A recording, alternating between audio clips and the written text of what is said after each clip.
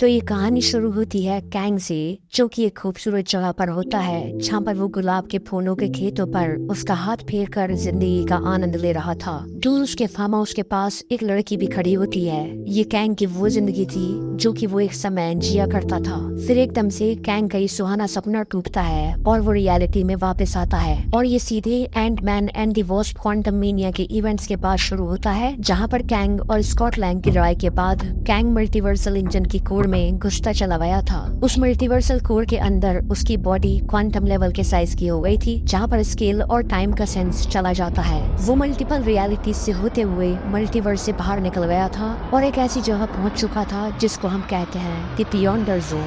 इस जगह पर कैंग के कोई भी सेंसेस काम नहीं कर रहे थे, ना तो उसे टाइम का एहसास था और ना ही लाइट का। लेकिन फिर धीरे धीरे वो शांत होता है और उसके मन के अंदर डिप्रेशन और दुख के अलावा कुछ नहीं होता। फिर तभी उसके मुंह से एक नाम निकलता है, रवोना। इसके बाद सीन कट होता है और हमें नेक्सस ऑफ रियलिटीज देखने को मिलती है। ये वो जगह थी जहाँ पर काउंसिल ऑफ कैंग्स रहा करते थे, जिसे हमने क्वांटम मेनिया के पोस्ट क्रेडिट सीन में भी देखा था। यहाँ पर दी वॉचर्स इमोर्टस कैंग से मिलने के लिए आए थे, जिन्हें लीड कर रहा था वाटू। वो इमोर्टस और काउंसिल ऑफ कैंग से मल्टीवर्स का डोमिनेंस छीनने के लिए आए थे। सबसे पहले वाटू इमोर्टस कैन, स्कारलेट सेंचुरियन और रामा टट को छोड़ के सारे कैंग्स को फ्रीज कर देता है और इमोर्टस से कहता है कि वो मल्टीवर्स को उसके हिसाब से चलाना छोड़ दे, वरना वो पूरे काउंसिल को खत्म कर देगा। इमोर्टस चुपचाप वाटू की बातें सुन रहा था, जिसके बाद वो तीनों वॉचर्स को टेम्पोरल रिफ्ट का यूज करके एक्सिस्टेंस से ही मिटा देता है और फिर वो ये घोषित कर देता है कि आज से सिर्फ वही होगा जो वो चाहेगा। जिसका मतलब ये था कि अब उसे रामा टट और स्कारलेट सेंचुरियन का भी अप्रूवल नहीं चाहिए होगा कोई भी डिसीजन लेने के लिए। रामा टट ये बात मान लेता है क्योंकि वो हमेशा से ही इमोर्टस का लॉयल रहा था, लेकिन स्कारलेट सेंचुरियन थोड़ा सा स्केप्टिकल था कि आखिरकार इमोर्टस के एक्चुअल मोटिव्स हैं क्या, मगर उसे भी इमोर्टस की शक्तियों की वजह से उसकी बातें मानना पड़ती हैं। इमोर्टस का एम था कि वो शैंग-ची के 10 रिंग्स और कमाला खान के नेगा बैंड्स को हथिया ले, क्योंकि ये दो वेपन्स रेलिक्स थे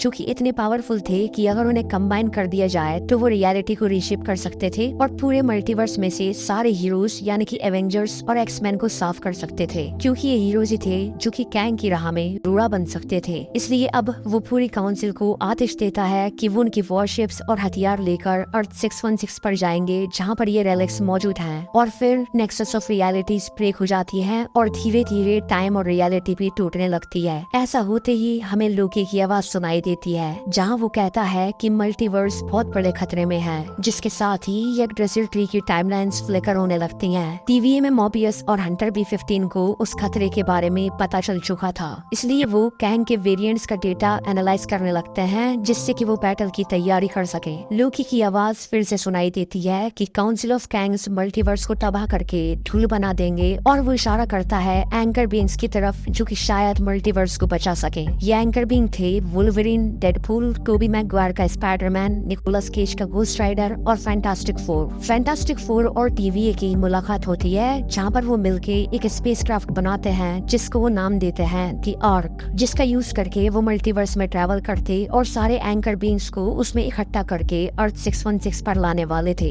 और इसके बाद मेन टाइटल स्क्रीन पर डिस्प्ले होता है, एवेंजर्स द कैन डायनेस्टी। फिर हमें अर्थ 616 दिखाई जाती है, जहाँ पर स्कॉट लैंग एक भयानक सपने से उठता है। उसको कैंग के सपने आ रहे होते हैं और उसे महसूस हो रहा था कि कुछ तो गलत होने वाला है। वो चिंता में हैप्पी और कैप्टन अमेरिका यानी कि सैम विल्सन को फोन करता है, लेकिन वो दोनों ही फोन नहीं उठाते। और फिर हमें एम्पायर स्टेट यूनिवर्सिटी दिखाई जाती है, जहाँ पर पीटर और माइल्स उनके कॉलेज की क्लास में बैक बेंच पर बैठे होते हैं और उनका लेक्चर में बिल्कुल भी ध्यान नहीं होता। वो दोनों एक दूसरे से बात कर रहे होते हैं कि किस तरह से माइल्स ने कल रात एक रॉबरी को रोका था, लेकिन इस सब के बीच पीटर थोड़ा टेंशन में लग रहा था। क्लास जैसे ही पूरी होती है, वो दोनों बाहर निकलते हैं और तभी पीटर का ध्यान उसके फोन पर जाता है, जहाँ वो नेड और MJ की फोटो देखता है। और जैसे ही वो नीचे स्क्रॉल करता है, उसे MJ की एक और फोटो दिखती है, जिसमें वो उसके नए बॉयफ्रेंड को किस कर रही थी। पीटर और भी ज्यादा दुखी हो जाता है। वहीं माइल्स पीटर के साथ जोक करके बोलता है कि वो उनकी टीम के लिए एक नया नाम लाया है, स्पाइडर पल्स। पीटर दुखी और लॉस्ट स्टेट में भी माइल्स को जवाब देता है, स्पाइडर ब्रोस।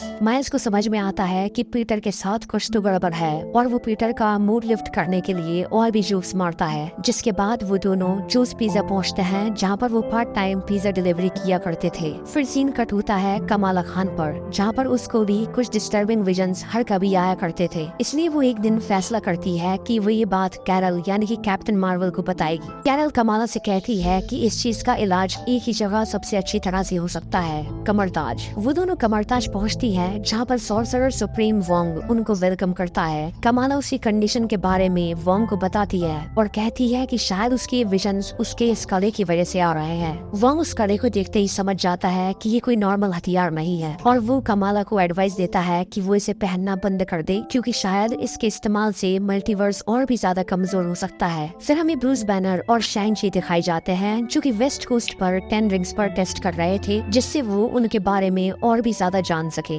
वोंग ब्रूस को तुरंत फोन लगाता है और कहता है कि अब वो लोग उन 10 रिंग्स पर कोई भी एक्सपेरिमेंट करना बंद कर दे, क्योंकि शायद उसकी वजह से मल्टीवर्स पर असर पड़ रहा है। और फिर सीन कट होता है वकांडा में, जहाँ पर कैप्टन अमेरिका यानी कि सैम विल्सन एवेंजर्स की टीम को जोड़ने में लगा हुआ था। उसकी टीम में वॉकिन टॉर्स यानी कि नया फैल्कन, रेडी विलियम्स यानी कि आयरन हार्ट और रूडी यानी कि वॉर मशीन होते हैं। मगर वो बहुत ही ज्यादा परेशान था क्योंकि मेन एवेंजर्स जैसे कि डॉक्टर स्ट्रेंज और थॉर उसके टीम में नहीं थे, और अगर कोई बड़ी मुसीबत उनके ऊपर कभी आई तो शायद ये इनकम्प्लीट टीम उसका सामना नहीं कर पाएगी। लेकिन शूरी उससे कहती है कि वो उसे वकांडा का फुल सपोर्ट देगी। जिसके बाद हमें वापस से कैंग द कॉन्करर देखने को मिलता है, जो कि बियॉन्ड जोन में डिप्रेस्ड हालत में पड़ा था, जहाँ पर उसे उसके अतीत की यादें सता रही होती हैं। तभी कैंग को एक बच्चे का फिगर दिखता है। कैंग उस बच्चे से पूछता है कि क्या वो मर चुका है। बच्चा सिर हिला के मना करता है। फिर कैंग पूछता है कि वो है कहाँ, तो बच्चा कोई जवाब नहीं देता। वो एक्सप्रेशन देता है कि वो कैंग से कितना ज्यादा नाराज है, जो कि हिंट कर रहा था कि उन दोनों का कोई डीपर कनेक्शन रहा था। और तभी वो कैंग से कहता है कि उसकी माँ कहा करती थी कि उसकी आंखें बिल्कुल कैंग जैसी हैं। ये सुनते ही कैंग शॉक हो जाता है और कहता है कि तुम असली नहीं हो सकते। वो बच्चा कैंग से कहता है कि वो उन्हें बचाने के लिए क्यों नहीं आया। ये सुनते ही कैंग पूरी तरह से टूट जाता है कि उसकी वजह से उसके बीवी और बच्चे मारे गए। तभी उसे एक और जानी पहचानी आवाज सुनाई देती है। वो समझ जाता है कि ये आवाज रवोना की है, लेकिन वो वहाँ उसे दिखती नहीं है।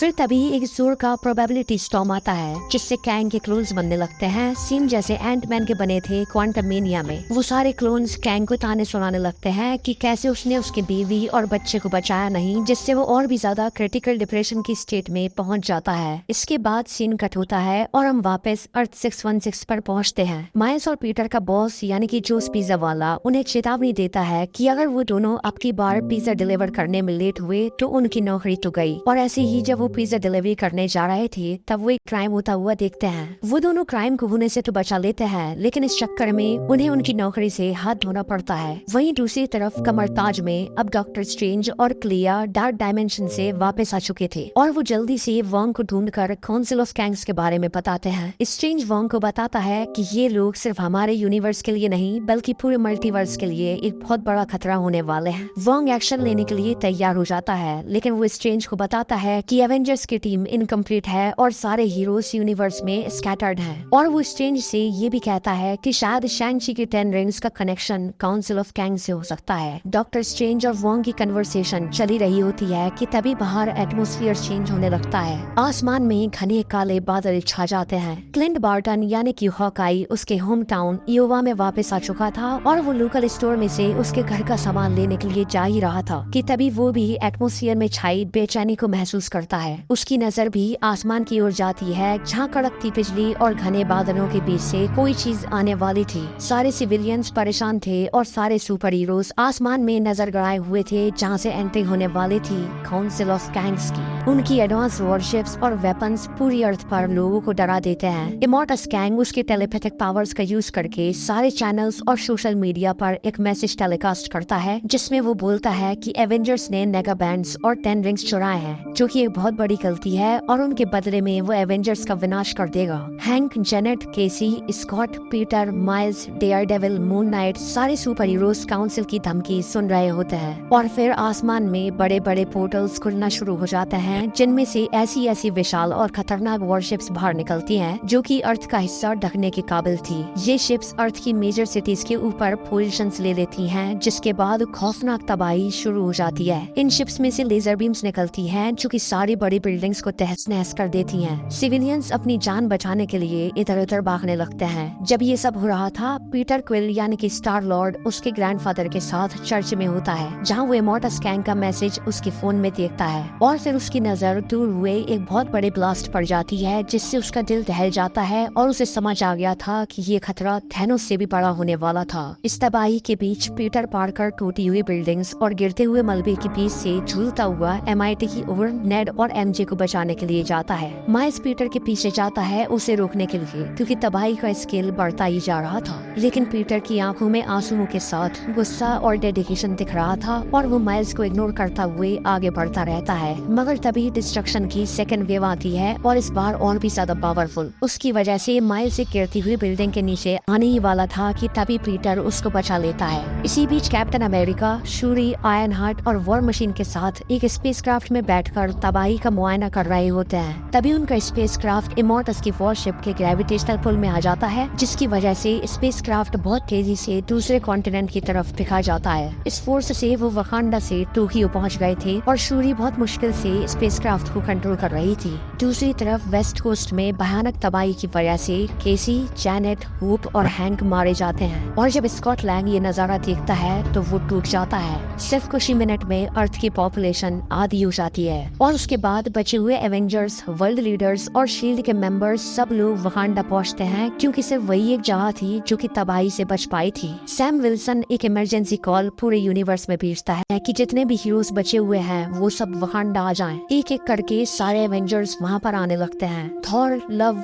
Adam Warlock, Rocket, Groot, Phylavell, Cosmo, Shang Chi, Wonder Man, Wong, America Chavez, Doctor Strange, Clea, Spiderman, Miles, Daredevil, Punisher, Antman, Hawkeye, Kate Bishop, Star Lord, Captain Marvel, Miss Marvel, Hulk और शी हल्क, ये सब लोग Wakanda में इकट्ठे होते हैं। बाकी या तो मर चुके थे या फिर इस तबाही में कहीं खो गए थे। सब दुखी और गुस्से में थे, क्योंकि काउंसिल ऑफ कैंग्स ने कुछ ही मिनट में उनकी धज्जियां उड़ा दी थी। कहीं न कहीं उन्हें इस मोमेंट पर टोनी स्टार्क की याद आती है कि किस तरह से वो हर पल के लिए तैयार रहता था। लेकिन फिर सैम विल्सन आगे बढ़ता है। वो कहता है कि ऐसा ही कुछ पहले भी उनके साथ हुआ था और इससे निकलने का रास्ता उन्होंने ढूंढ लिया था, तो उन्हें बिल्कुल भी उम्मीद नहीं हारनी है और डट के लड़ना है। ये उसका कैप्टन अमेरिका मोमेंट था और वो कामयाब हो गया था सबको वापस एनकरेज करने में। कैप्टन अमेरिका, स्पाइडरमैन और डॉक्टर स्ट्रेंज ये तीनों डिसाइड करते हैं कि एवेंजर्स 3 टीम्स में डिवाइड होंगी, जिन्हें ये तीनों रेस्पेक्टिवली लीड करेंगे। सैम शैंग-ची और कमाला खान से ये भी कहता है कि वो दोनों 10 रिंग्स और नेगो बैंड्स का पूरा इस्तेमाल करें, क्योंकि इन दोनों वेपन्स का इस्तेमाल बाजी को उनके फेवर में ला सकता है। स्पाइडरमैन की टीम का काम होता है कि वो रामाटट के बनाए मेन किले को तोड़े, जो कि उसने वॉशिंगटन DC के ऊपर बनाया था, जहाँ पर वो 10 रिंग्स और नेगो बैंड्स को मर्ज करने वाला टूल बना रहा होता है। स्पाइडरमैन की टीम में होते हैं Miles, Daredevil, Punisher, Antman, Hawkeye, Kate Bishop, iron heart और वॉर मशीन। कैप्टन अमेरिका की टीम का काम होता है कि वो नेगो बैंड्स को सेफ रखें और स्पेस में इमॉर्टस गैंग की वॉरशिप पर जाकर उसको खत्म करें। उसकी टीम में होते हैं कैप्टन मार्वल,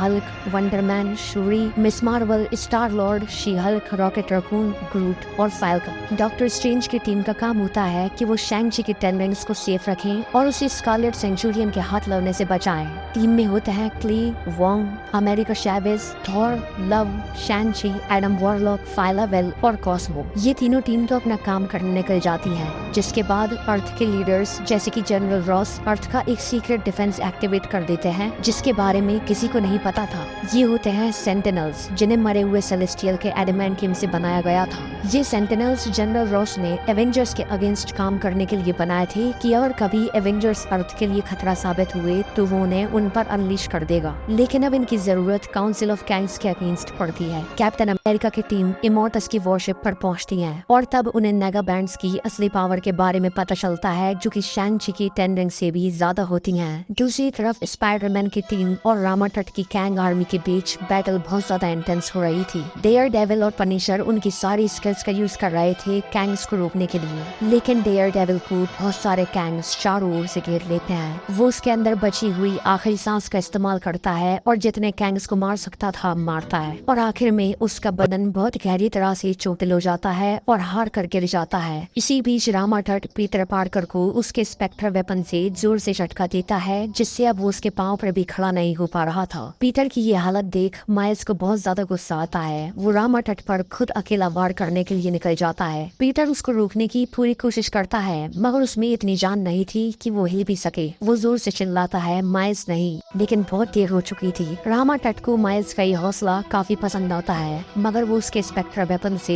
उसको इतनी जोर से झटका देता है कि माइल्स वहीं पर पीटर के सामने मर जाता है। जिसके बाद हमें डॉक्टर स्ट्रेंज की टीम दिखाई जाती है, जो कि स्कारलेट सेंचुरियन से लड़ने जाती है। स्ट्रेंज की टीम शुरुआत में स्कारलेट सेंचुरियन पर भारी पड़ती है, क्योंकि उनके पास शैंग-ची की 10 रिंग्स होती हैं। लेकिन इवेंचुअली वो सारे हीरोज को मार देता है और अब सिर्फ डॉक्टर स्ट्रेंज, शैंग-ची और थॉर बचते हैं। वो सब लड़ते हुए क्वांटम रेल में पहुंच जाते हैं और वहाँ पर क्ली, जो कि मरने ही वाली थी, वो वापस से पोर्टल ओपन करती है, जिससे सब लोग फिर से अर्थ 616 में चले जाएं। लेकिन स्कारलेट सेंचुरियन डॉक्टर स्ट्रेंज की स्लिंग रिंग चुरा लेता है और मल्टीवर्स में कहीं निकल जाता है। स्ट्रेंज थॉर और शैंग-ची से कहता है कि वो इस पोर्टल से अर्थ 616 में वापस चले जाएं। वो सेंचुरियन को ढूंढने के लिए जाएगा, क्योंकि उसके पास उसकी स्लिंग रिंग है, जो कि एक और बहुत ही इम्पोर्टेंट मल्टीवर्सल रेलिक है। सेंचुरियन को ढूंढते हुए स्ट्रेंज को फैंटास्टिक फोर मिल जाते हैं। वो स्ट्रेंज को बताता है कि पूरा मल्टीवर्स बड़े खतरे में है और स्ट्रेंज उनकी मदद कर सकता है। स्ट्रेंज सबसे पहले फैंटास्टिक फोर की मदद से सेंचुरियन से उसकी स्लिंग रिंग वापस ले लेता है और सेंचुरियन बचकर अर्थ 616 के इमोर्टस की वॉरशिप पर चला जाता है। इमोर्टस की वॉरशिप पर भी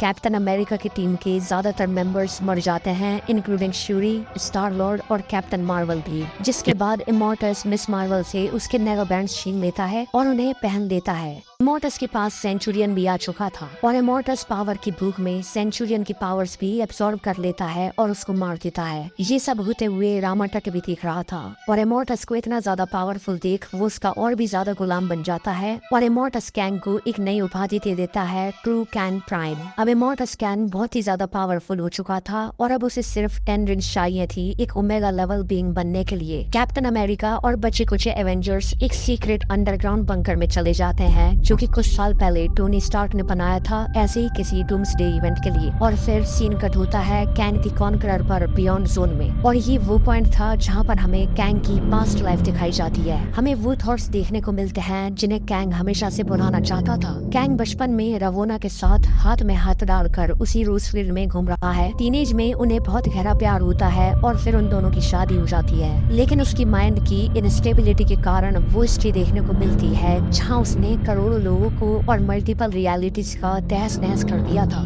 फिर वापस से वो मेमोरीज देखता है जहाँ पर वो प्रेग्नेंट रेवोना की बेली पकड़कर एक रोमांटिक मोमेंट क्रिएट करके खड़ा होता है। मगर थोड़ी ही देर बाद फिर उसके माइंड में वही डार्क थॉट्स आने लगते हैं जब वो मल्टीवर्स को उखाड़ के रख दिया था। उसे समझ आ गया था कि अगर उसे इस बियॉन्ड जोन से निकलना है तो सबसे पहले उसे उसके माइंड को कॉन्कर करना होगा। वो खुद से ही इसी बात पर सहमत हो जाता है कि भले ही उसने करोड़ों लोगों को मारा, लेकिन उसने ऐसा ग्रेटर गुड के लिए किया था, मल्टीवर्स को काउंसिल ऑफ कैंग से बचाने के लिए किया था। और तभी उसके माइंड में रवोना की वो मेमोरी आती है जब उन दोनों की आखिरी बार मुलाकात हुई थी। ये बात तब की थी जब कैन ने काउंसिल ऑफ कैंग्स के खिलाफ जंग छेड़ दी थी और वो रवोना को छोड़कर जाने वाला था। रवोना कैंग से कहती है कि वो उसे और उसके बच्चे को छोड़कर ना जाए, लेकिन कैंग के मन में ये बात थी कि अगर उसने काउंसिल ऑफ कैंग्स को नहीं रोका तो उसकी खुद की फैमिली का फ्यूचर खतरे में आ जाएगा। वो रवोना की बात सुनता नहीं है और वॉर पर चला जाता है। लेकिन फिर उसे उस मेमोरी का फ्यूचर दिखता है जहाँ वो देखता है कि उसके जाने के बाद रवोना अकेली पड़ जाती है, और जब काउंसिल ऑफ कैंग्स ने उसको एक्साइल करके क्वांटम रन में भेज दिया था तो उसके बाद उन्होंने रवोना और उसके पेट में पल रहे बच्चे को मार दिया था। बस ये देखकर कैंग की आंखें खुल जाती हैं और फाइनली अब जाकर उसके मन का बवंडर शांत होता है। एक एक करके सारे प्रोबेबिलिटी स्टॉर्म वाले क्लोन उसके अंदर समाने लगते हैं और फिर वो बियॉन्ड जोन से बाहर निकलने लगता है।